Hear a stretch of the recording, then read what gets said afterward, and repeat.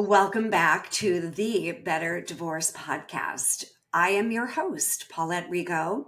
And for the last 6 years, I have been bringing my listeners, my followers, and people who stumble upon me, guests, who are experts in their fields. And today is no different. I welcome Trevor Justice to the podcast. He is a attraction and love, respect expert who helps people attract love and respect. So, welcome to the show, Trevor. Great to be here, Paulette. Thank you. So, just a little bit about you, because people are always curious, like, who is this dude? Why is he doing this? Where did he come from? I know he just floated in on I always say, people are used to always call me Glinda the Good Witch. So I floated on my pink bubble in my pink gown. So my middle name is Gloria, and it was always a big joke. I wouldn't tell anyone my middle name when I was growing up. I don't know why. I thought it was just a bad name. So they would always think it was Glinda from the Wizard of Oz, right? And I just went with it. I'm like, yeah, I think it's actually Glenda and not Glinda, but whatever her name was. So then I had the strawberry blonde hair and the whole girly thing. So they just stuck. So I know I floated in on my pink bubble, but you, my dear, didn't. So talk a little bit about why you do the work you do. What is your story? How did you become an expert in attracting love and respect? Because that's quite a unique niche, my dear. Well, thank you. Well, it started with my own journey, as it does for many of us. For many years, I felt taken for granted, felt not valued, maybe disrespected by women that I dated. Kind of came to a head in 2015 to 17. There was two girlfriends in a row where one of them, I wanted to be exclusive, but she wouldn't commit to me. And then I didn't want to hear about any details about the other men she was dating, but she didn't respect that. She would share anyway, Mm. and I would feel jealous and anxious. Um, Another one didn't, she wanted to have an open relationship. And so I agreed, even though that didn't feel great for me. And so she didn't practice safe sex with other men. So I didn't feel safe. I didn't feel respected. And, um, and I, uh, I, it led me to places like the Center for Spiritual Living and the Ford Institute and a variety of other workshops that helped me realize that I was unconsciously projecting signals that drew to me partners that didn't value me. Mm. And when I made an internal change, after that, all of the women that showed up and became my girlfriends treated me with respect. And just a few years later in 2020, I met the woman that became my fiance. And and I like to say that, when that transition happened, I became the man that my soulmate was looking for. And I met her, and now we're engaged. So why did I choose to help others? I had a friend named Emily who also kept dating guys who only wanted to be friends with benefits. And it was very frustrating for her. She really yearned for a committed long-term partner.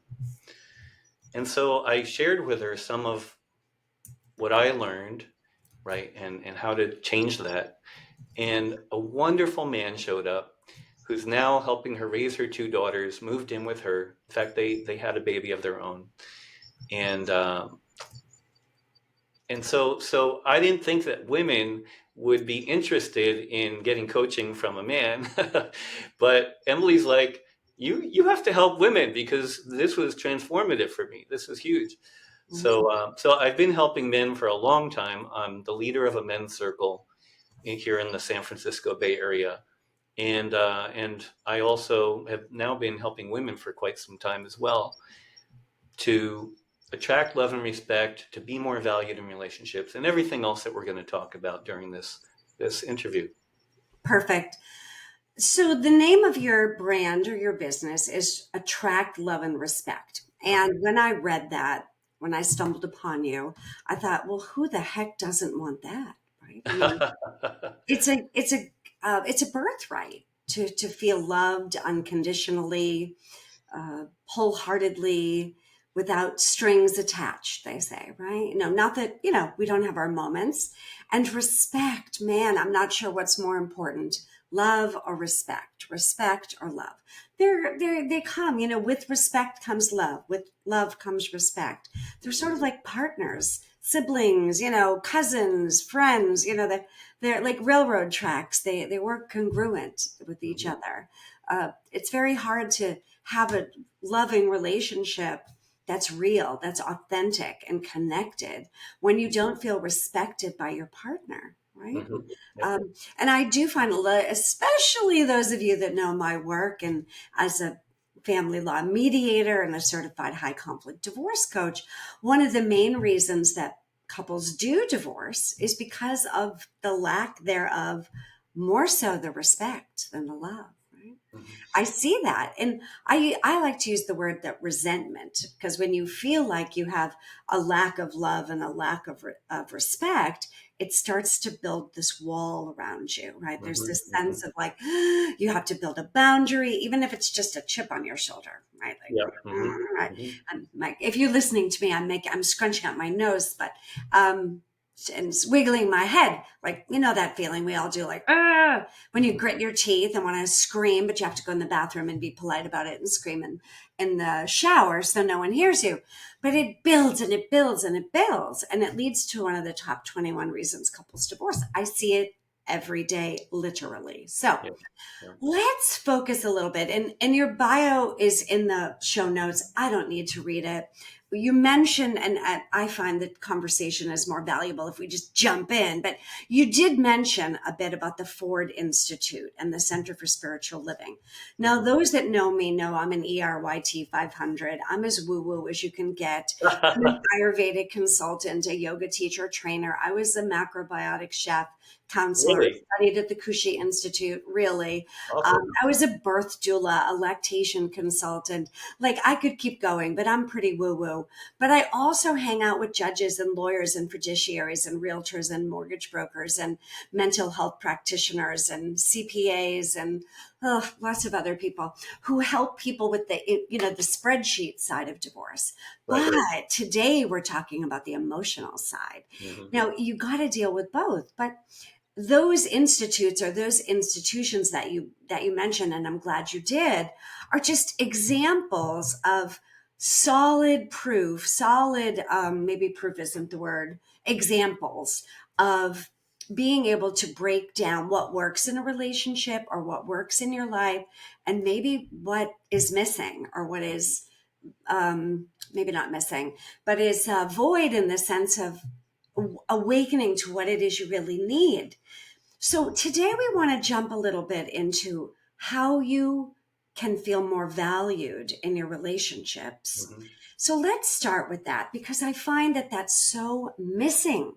Mhm. And in the divorce world and the divorce process, both parties don't feel valued.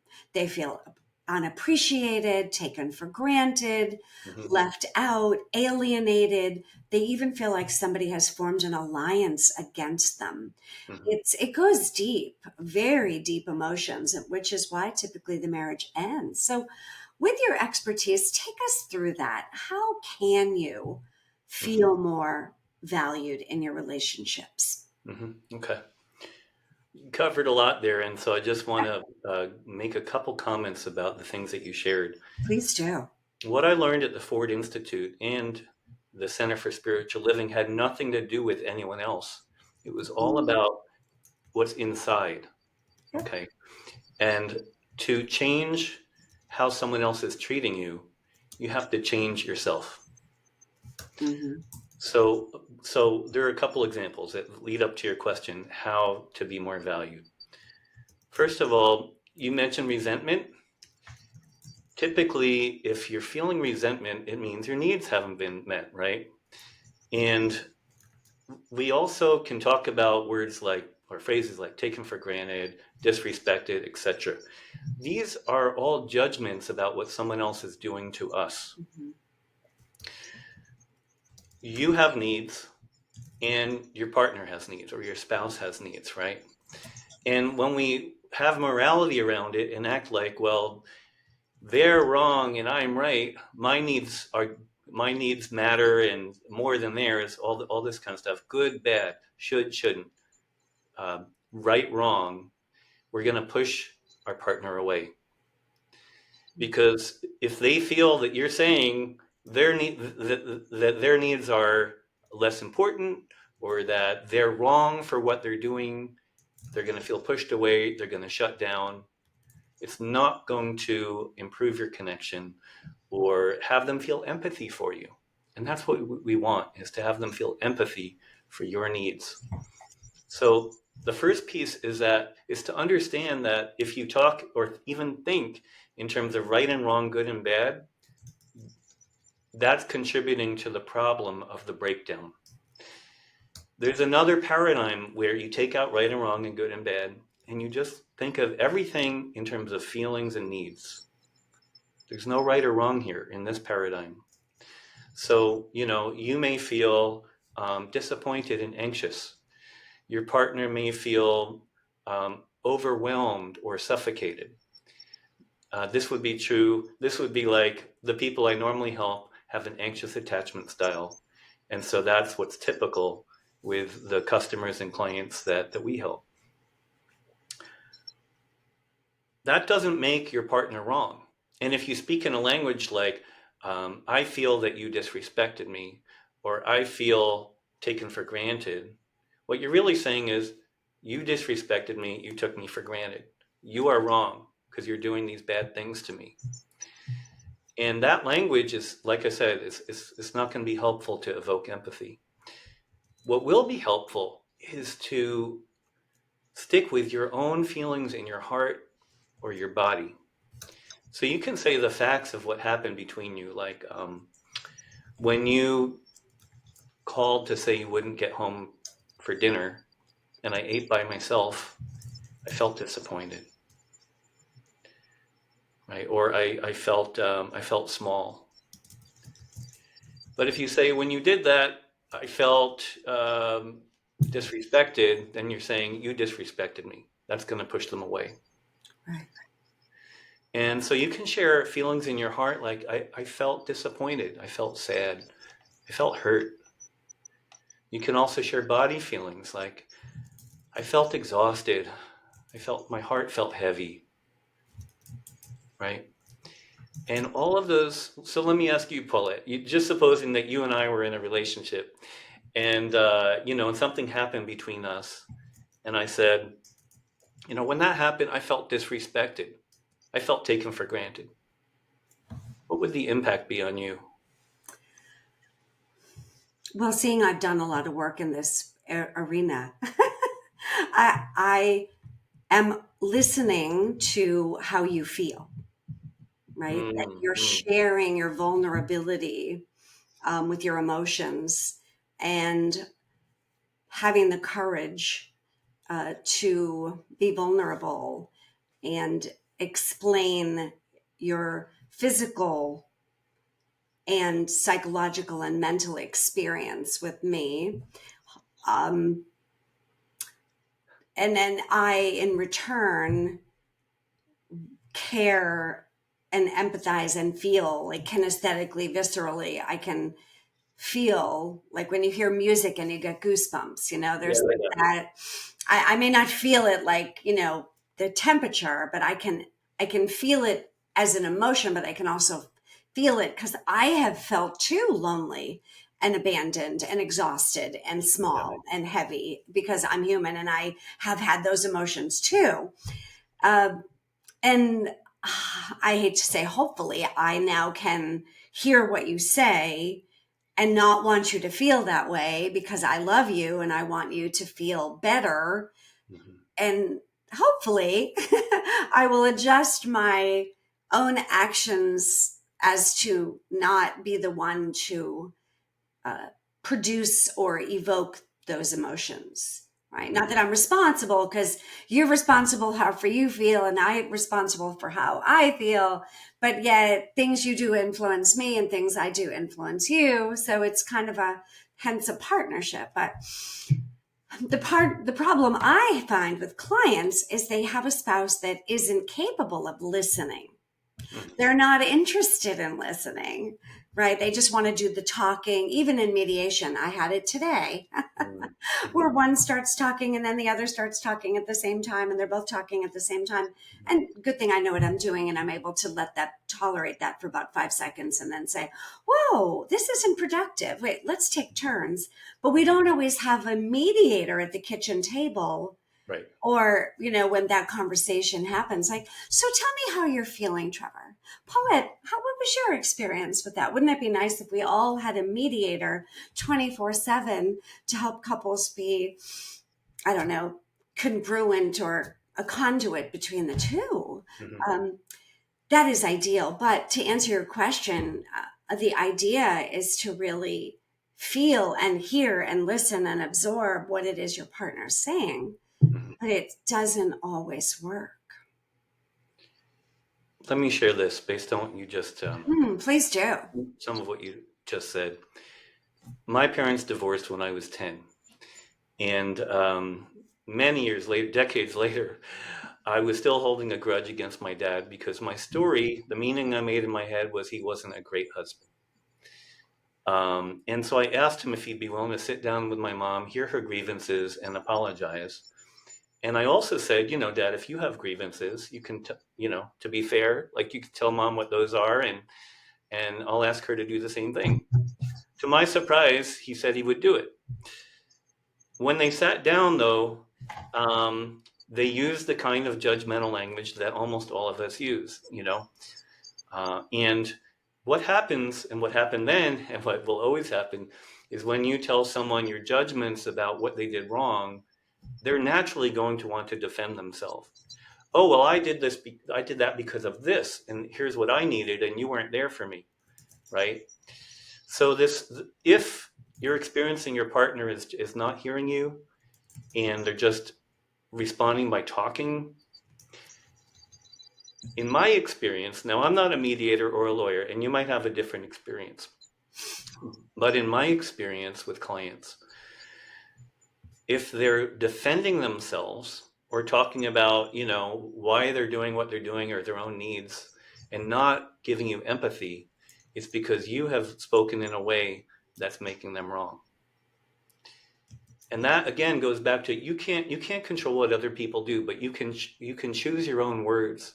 You can change your own self-worth and self-esteem to believe that you deserve better, and you can ask for to have needs met that you're not asking for, so that you don't end up feeling resentment, or at least find out early in a relationship or a marriage if this person is capable of meeting your needs, right? So you can make a better decision, hopefully before you get married, or at least early in the marriage, instead of years going by and feeling resentful. Mm. Yeah. It's tricky though, especially, when people find me, they're naturally already deciding that the marriage is over. Yeah. Although I'm very proud to say I've saved quite a few marriages, and I do try to make sure that both sides have not thrown in the towel. I don't throw in the towel unless both of them have. It isn't my job to force them to stay married, of course. So, like, although I did have to be honest with this couple, went really interesting today, and he complimented her, and I wasn't quite sure why. And then I said, "Are you sure you two don't want to stay married?" I've never said that before. I kind of went out of my box, and Uh-huh. she got a little bit teary, and he said, "Would you like to take a break?" Mm. So he showed empathy, Yeah. correct? Which is why I'm Hmm. sharing this story. Not to the degree in which she wanted, and that's a whole nother podcast. And in the world of divorce, it might also be the mantra, too little, too late, right? Sometimes there's so much resentment and so much water over the dam that it's hard for them to forgive, forget, move on, heal, etc., etc. So, but it was interesting because everything I learned or has seen from this partner, the spouse, was that they weren't interested, and they weren't interested in the other party's feelings, right? Right. And he, whether it was authentic or not, I don't know. That's always another. Sometimes people pretend to care and then they're like, oh, well, I just had to put on a mask for the mediation. But Mm-hmm. it really did seem genuine. Now, in divorce, to both sides, it's fight or flight because they're both worried about, am I going to live under a bridge? If there's only so much money and they have to share it, split it, however that's equitably divided, it both parties start to go into panic mode. Mm-hmm. And Mm-hmm. with the children, well, it's harder to split a child than Yeah. it is money. Yeah. At least money, you can go to the bank and take out half of it. Yeah. Well, But or a sell your child, house. Yeah. it's Right. kind of hard to get the scissors out and, cut them in half. That's a joke, everyone. But, tug of war is not healthy for a child. So it's very heavy. But overall, you're so right. If you can step back a little bit and evaluate what you're saying so that it isn't judgmental, even if you want it to be judgmental, right? That whole it's your fault because language. Is that what you're saying? Go deeper into that. I really love that. Explore that a little more. Mm-hmm. So if you're listening right now or you're watching this video, I want you to imagine that your partner says to you, um, um, I feel that I don't matter to you. I feel that I feel disrespected. I feel taken for granted.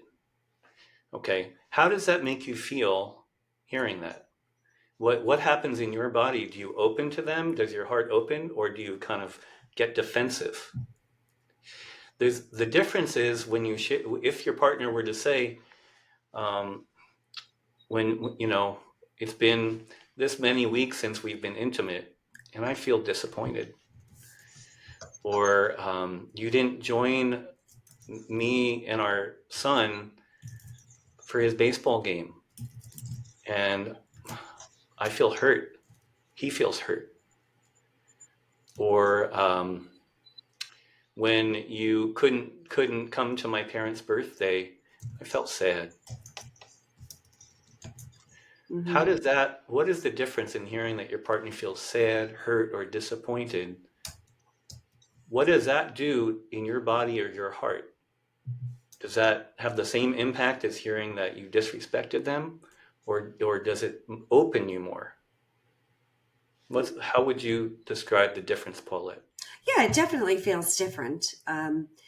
Typically, there's a heat of the moment and there's that arm wrestle, and you're looking for, I don't want to say a fight, but you're looking for some reaction, right? You want a change in behavior.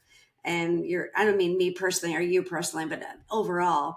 Um, Mm-hmm. and you're looking for, you're right. I didn't, it has been that long since we haven't had sex. I'm not interested, or I'm busy, or I'm not, whatever. I don't know what this situation is, or I couldn't come to the baseball game. I have to work. Somebody's got to put food on the table. When you didn't come to the event, I couldn't come to the event. I had to deal with the client. Are you going to deal with the clients for me? Now all of a sudden there's that back up against the wall, right? Like well, you're attacking me, so I've got to defend you. Well, of course But I that's the difference here, Paulette. Normally, with the judgmental language, people are attacking each other. You're right. Mhm. But that's the difference. In my experience working with clients and men and women, that if you share, I feel sad, I feel hurt, I feel disappointed, that is not perceived as an attack. Right, right. Okay. Yeah. It's very vulnerable because unlike saying you disrespected me or you let us down, right? That's an attack. But this is actually what's going on inside of you. And those vulnerable feelings uh, will help evoke more empathy. And even if your partner can't, always change their behavior, like maybe your partner does have to work when there's a baseball game or whatever, you're more likely to have them feel empathy and compassion for you, and the tone of the conversation will change to one that's deepening your connection Mhm. instead of having more of a battle between you. Right, exactly. So to summarize, if I get that right, if you start with an attack, you get an attack. And judgments are an attack. Right. And that's how most of us speak. Even if you start with the word I feel, if you say, I feel that I don't matter to you, I feel that you don't respect me, I feel that, those aren't feelings. Those are judgments about what someone else is doing to you. So that's why Mhm. I'm saying there's a huge difference between those judgments Mhm. that make someone wrong and sharing the feelings in your heart or your body. Right. So something like, I felt I was so sad sitting there alone at the game without you. I really missed you. And I Right? wish that you could come so that I Because couldn't be what alone. and why do you want him there? What are the positive feelings that you would have if he was there? Right. So we could make memories together and build a deeper connection and be able to share the event together and talk about it. And, you know, I could go on for days, but, to have that experience, right? So, I like that, making memories together. And what was missing, oh, if I was coaching you, is the feeling. What is the feeling that you would have if he was there with you? hmm, Would you feel happy? Would you feel, um, how would you describe it? excited, content. Okay, great, great, Hmm. great, great. Right. So that's one thing I teach in my book. And actually, I'm going to be offering something free just for your listeners. And in this, oh, it's right behind me, this one that says, change who you attract and how you're treated. I love that. I also have this other book, Attract, Love, and Respect, but the principles are similar. And one thing I teach in there is our magic request formula. Mm. And What, that's what say that it's again. the magic request formula. Okay.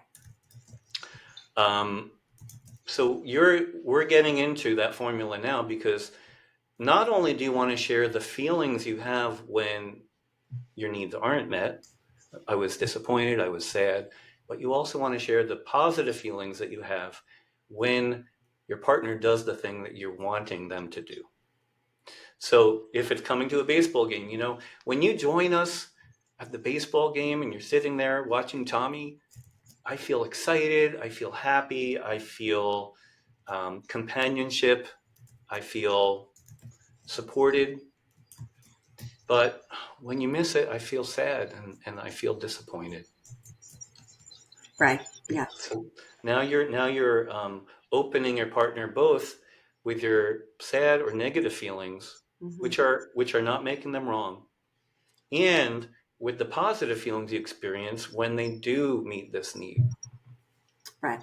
So, what does someone do when they have shared those happy emotions and on the flip side, shared the sad emotions that they're feeling Mhm. time and time again? I mean, appropriately so with appropriate coaching, and their partner just says, yeah, I don't really care. Okay, well, like I said, we can't change other people, Yeah.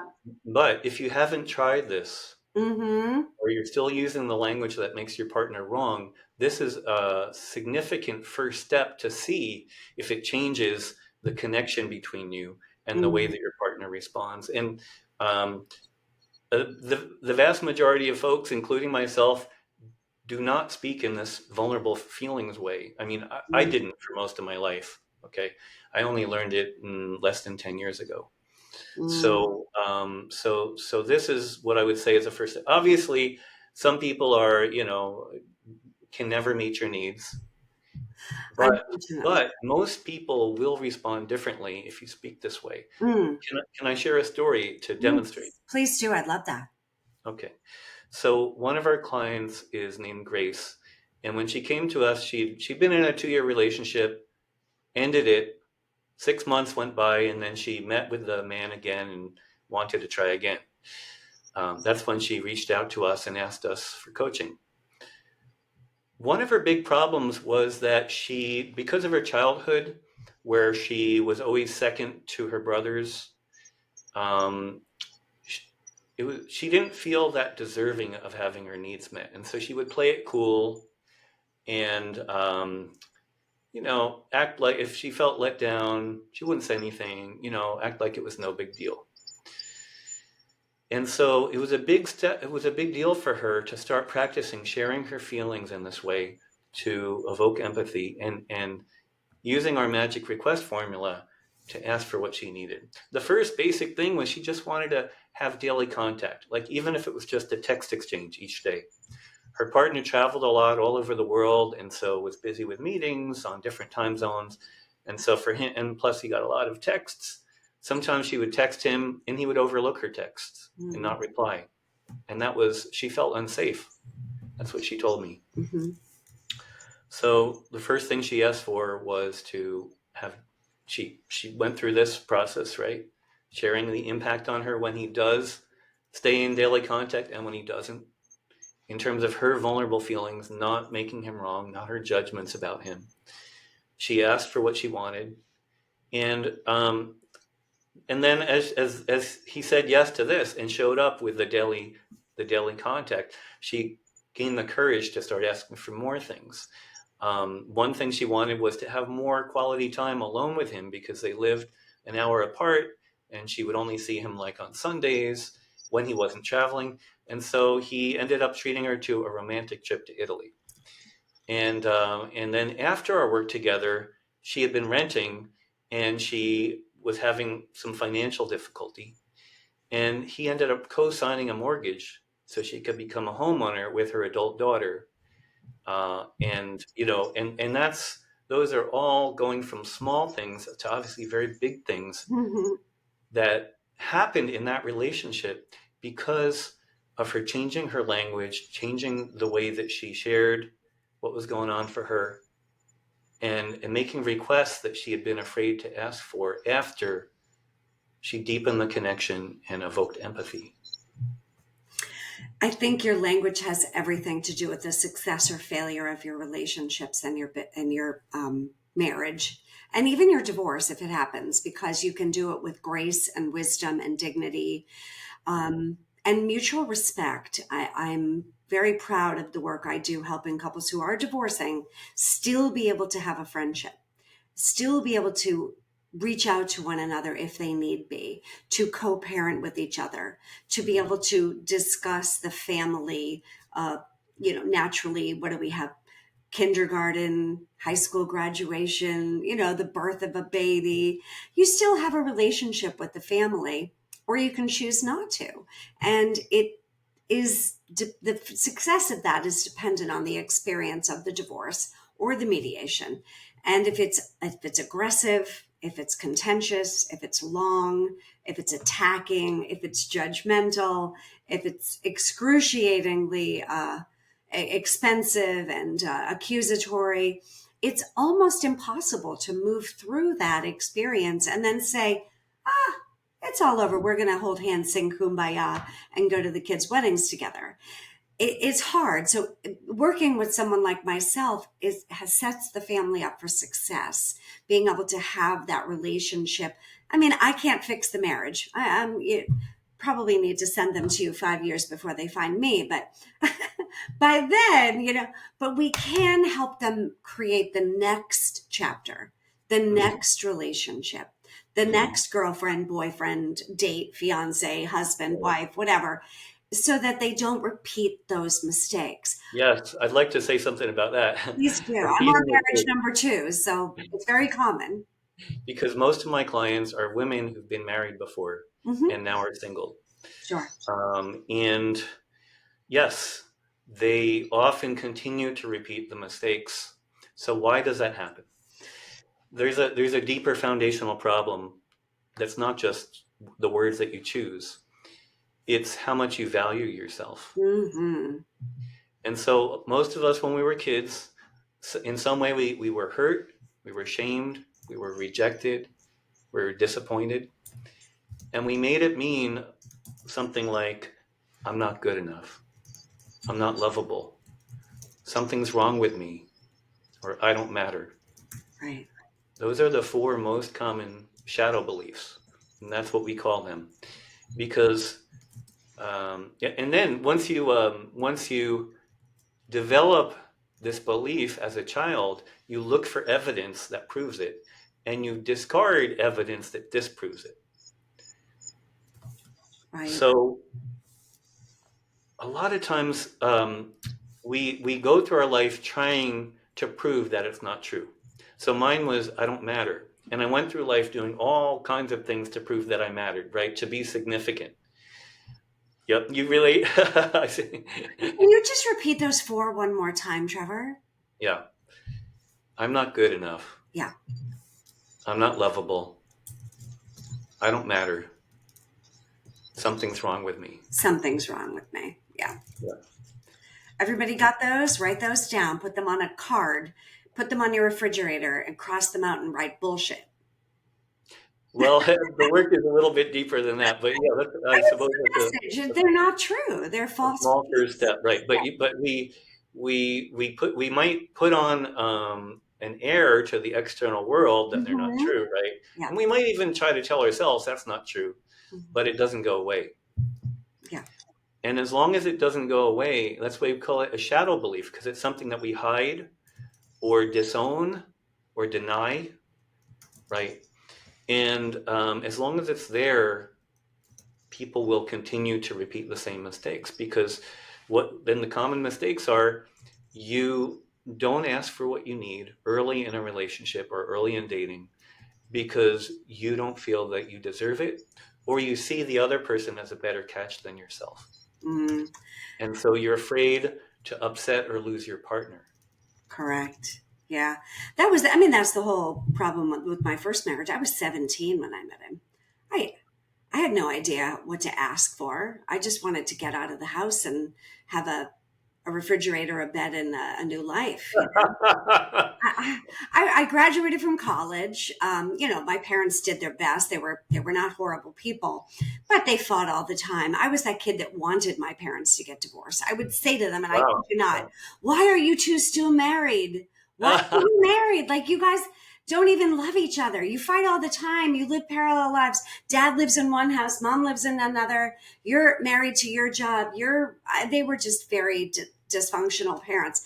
They weren't bad people. They just were very different. My father was an intellectual. My mother was, into tutus, and she was a ballerina. He was an intellectual who liked to play golf, drink martinis, and hang out at the golf course.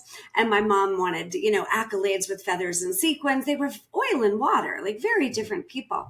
And as the 12-year-old child whose siblings were basically not in my life because they were so much older than I am, I remember sitting there looking at my parents going, "Why are you married?"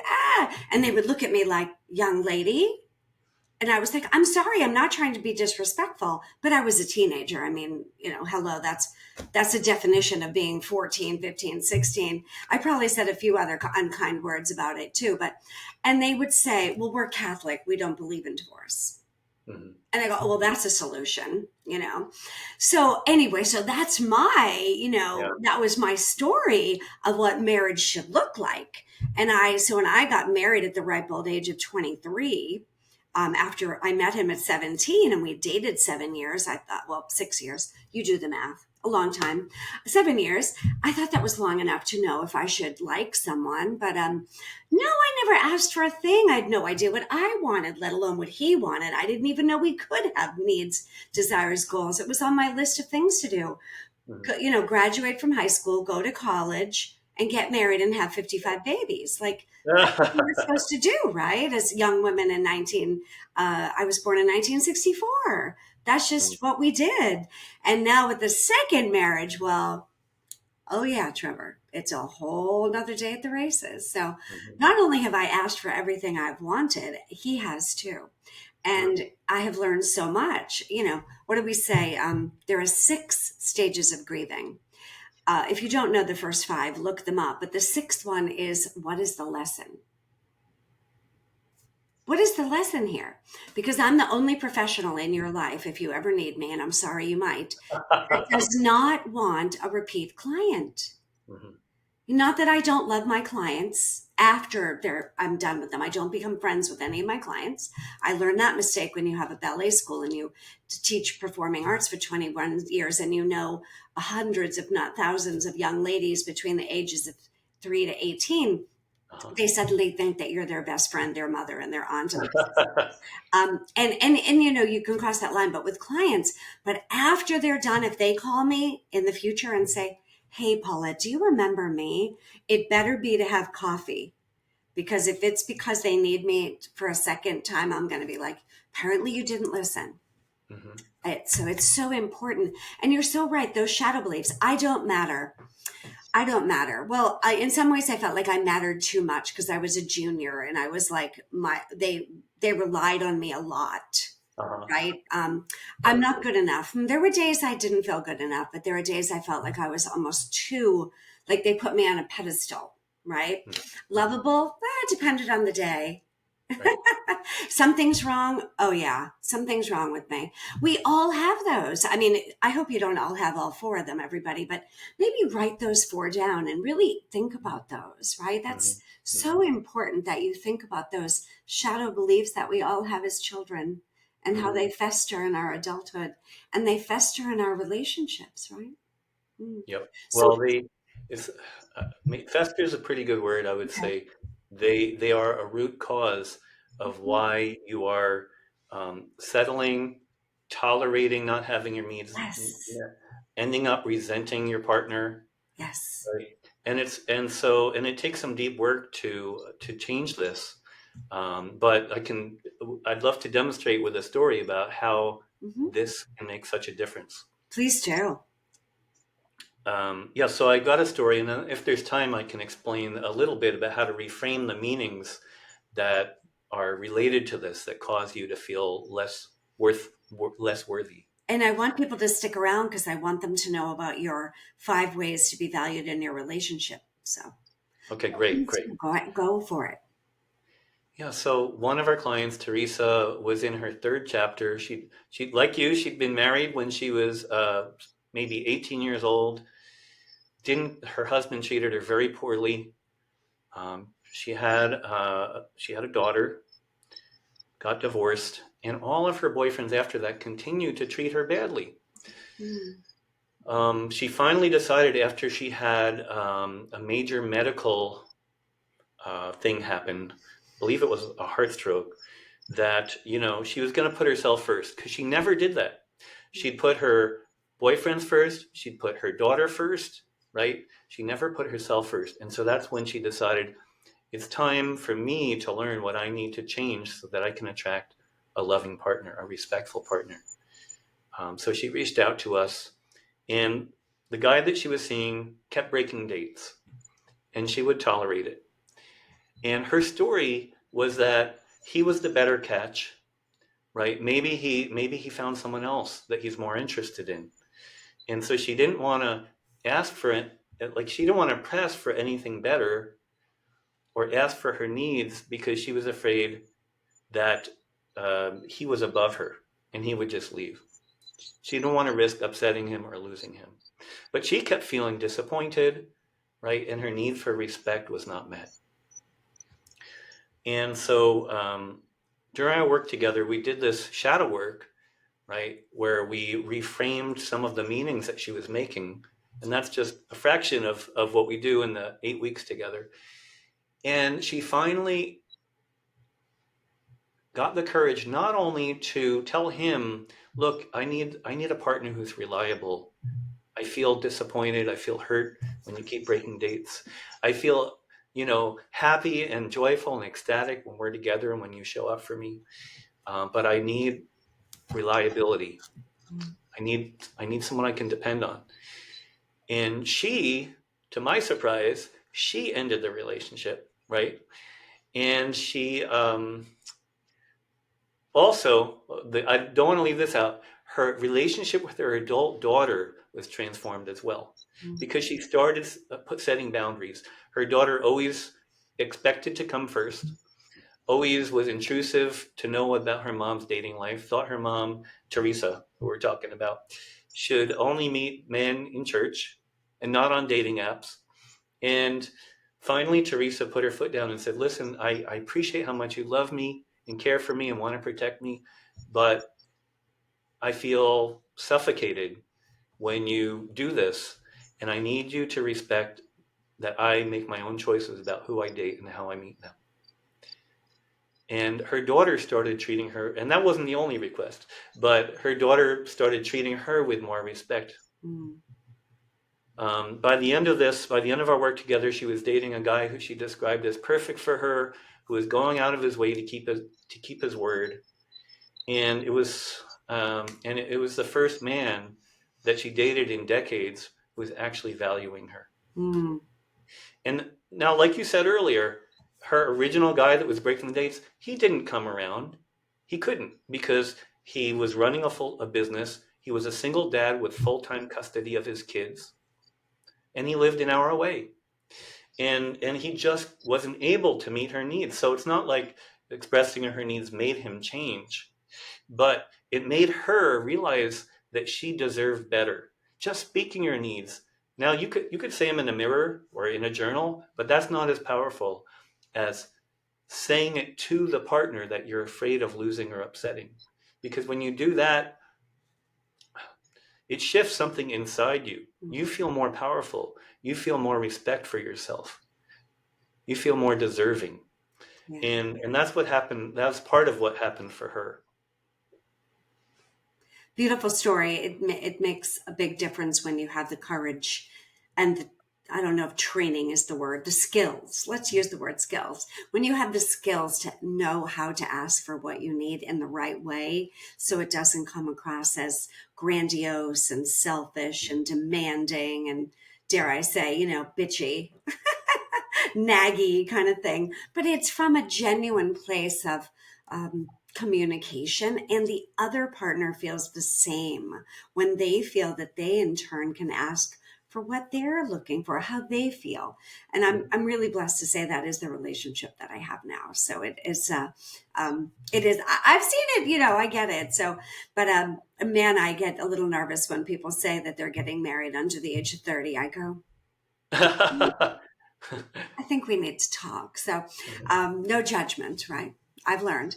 Well, tell everybody a little bit about the best way to learn from you, work with you, dare I say, follow you. I know that sounds a little stocky. I don't know. I hate that word. Follow you. Learn more about you. What is the best way for people to do that? Okay, sure. So our main website is Attract, Love, and Respect. And you can see the different ways that we help people, the different kinds of coaching. You can read about testimonials and success stories. We also have set up a special page for your listeners called Attract, Love, Gift.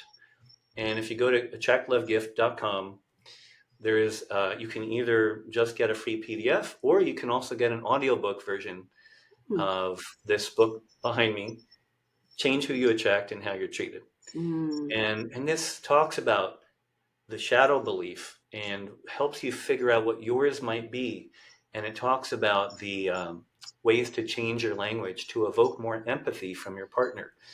And it talks about ways to demonstrate more value in your marriage or relationship so that your partner, just like what happened with Grace and Teresa, so that your partner values you more or you disqualify them. Mm. Beautiful. And a lot of the patterns that you learn as a child with the shadow beliefs may also be different shadow beliefs that you have in your marriage or your relationship. So depending on how that dynamic is with the family dynamic versus the marriage dynamic. So that could even be further work that you need to do. So I just throw that in as a little caveat. So, well, thank you, Trevor. Such a wonderful conversation. I know that the work I do, I know my lane. I stay there.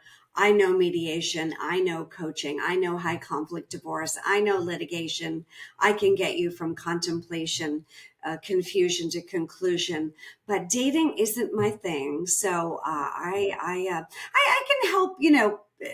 Trust me, with mediation, there's a lot of things I need to do to diffuse conflict and judgment. And my favorite line is, that's not productive. Hmm.